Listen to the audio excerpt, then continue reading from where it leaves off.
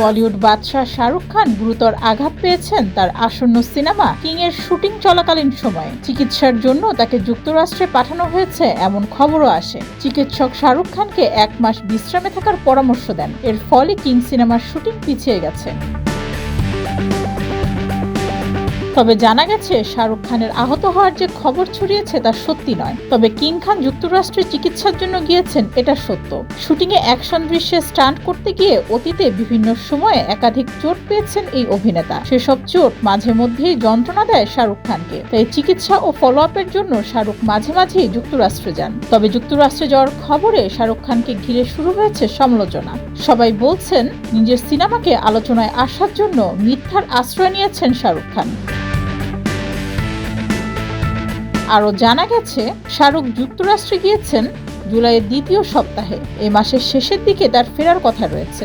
এরপরই কিং সিনেমার শুটিংয়ে আবার যোগ দিবেন।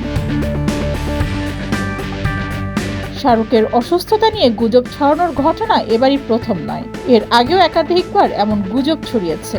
একবার খবর রটেছিল শুটিং করতে গিয়ে বলিউড বাদশা নাকে গুরুতর আঘাত পেয়েছেন, নেওয়া হয়েছে হাসপাতালে।